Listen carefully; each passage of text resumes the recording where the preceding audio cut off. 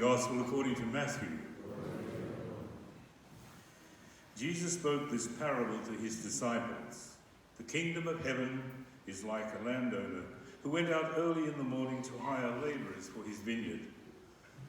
After agreeing with the laborers for the usual daily wage, he sent them into his vineyard. Then he went out about 9 o'clock. He saw others standing idle in the marketplace, and he said to them, "You also go into the vineyard, and I will pay you whatever is right." So they went. And he went out again at noon and about 3 o'clock, and he did the same. And about 5 o'clock he went out and found others standing around, and he said to them, "Why are you standing here idle all day?" And they said to him, "Because no one has hired us." And he said to them, "You also go into the vineyard." Then evening came, and the owner of the vineyard said to his manager, "Call the laborers and give them their pay, beginning with the last and then going to the first." When those hired about 5 o'clock came, each of them received the usual daily wage. Now when the first came, they thought that they would receive more, but each of them also received the usual daily wage. And when they received it, they grumbled against the landowner, saying, "These last worked only 1 hour, and you have made them equal to us, who have borne the burden of the day and the scorching heat." But he replied to them, "Friend, I am doing you no wrong. Did you not agree with me for the usual daily wage? Take what belongs to you and go. I choose to give to this the last, the same as I give to you. And am I not allowed to do what I choose with what belongs to me? Or are you envious because I am generous? So the last will be first, and the first will be last." And this is the gospel of the Lord.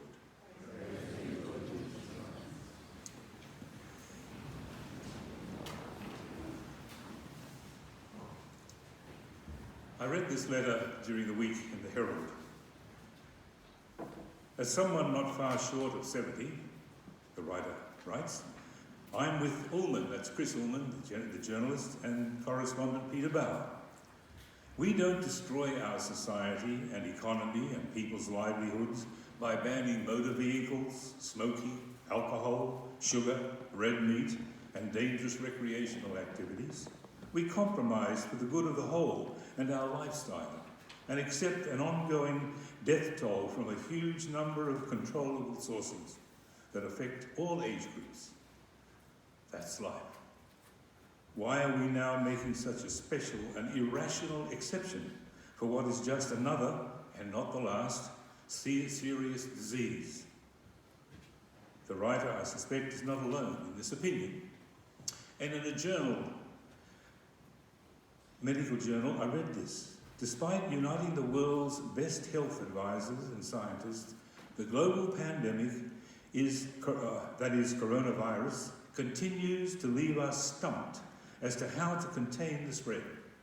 Governments and health officials have been quick to implement their own measures in an attempt to protect the populations from COVID-19. But the reality is that until a vaccine is developed, it will be some time before we ever experience normal, whatever that might be, life again. They continue. Consequently, the two pathways, or the two choices that many saw as the way forward, involved either one, introducing strict lockdown measures, and we've seen that in different countries and in our own, and two, opting for a herd immunity response. Herd immunity is the indirect protection from a contagious infectious disease that happens when a population is immune either through vaccination or immunity developed through previous infection. And they continue, but according to a new study, immunity for COVID-19 may only last a few months, making a decision in favour of herd immunity particularly precarious. So, in time of war, medics, doctors and nurses have to make life and death choices among the wounded. Those most likely to survive are given preference. We call that triage. So too, even during this pandemic, the frontline experts, for many reasons, for example, shortage of PPEs, severity of the case, or because of advanced age, have been forced to make life and death choices. Catherine Murphy, the journalist for The Guardian, in her article entitled The End of Certainty, in the latest quarterly essay, writes about what was happening in Italy early during the spread of the COVID-19 virus. And she explains, as their health system was overwhelmed by the number of people dying from the new virus, and because authorities failed to see it coming or were unable to contain it, clinicians were forced to play God, deciding which patients would get a ventilator and those who would be denied. Today's gospel is also about choice. The owner of the vineyard needed to have his grapes harvested. Sudden changes in weather, especially heavy rain, can damage or ruin the grape at harvest time. So speed is essential. This could be the reason the landowner himself went out to the marketplace 4 times during the day, at 9, 12, 3, and again at 5, offering a day's work for a day's pay to each of the labourers. At the end of the day, the landowner directed his manager to pay each labourer 1 denarius for his labour. It is both a pragmatic and a just and gracious decision or choice.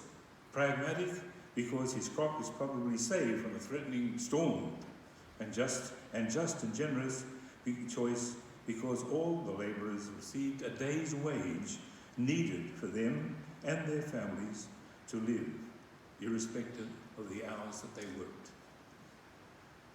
The manager gives the men their wages.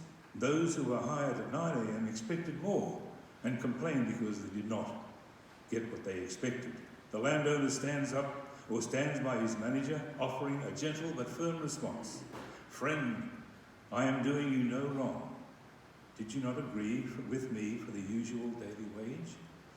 The owner, clearly a gracious man, a generous man, someone who knows that in the end, whatever he has that is worth having is received rather than achieved. Living is ultimately about generosity, cooperation, and participation, rather than competition, mastery, or nastiness. And what can we imagine about the labourers? The disgruntled labourers are victims not of the landowner, but of their own envious comparisons. Are you envious because I am generous? Says the landowner. Caught up in themselves, they are unable to look objectively at the landowner and appreciate the good, gracious, and generous man that he is. And how about many of us? And how many of us can sympathize with them? What of the other laborers? If you, for example, are one of those who has been hired later in the day, perhaps at the 11th hour, how do you feel? Think of the seasonal workers here in Australia who are being ripped off by unscrupulous agents and farmers in a nation which proclaims the national value of a fair go for all. I wonder if that's a question that's being added to the citizenship application that those applying for citizenship must answer. The relevance and lessons of this parable, especially at this time as the world struggles to survive, let alone thrive, it seems to me are very powerful, worthy of quiet reflection not only for each one of us, but especially for those responsible for leadership and the choices they make on our behalf. Again, Jesus is proclaiming in this parable that the kingdom he came to announce and to establish is indeed countercultural.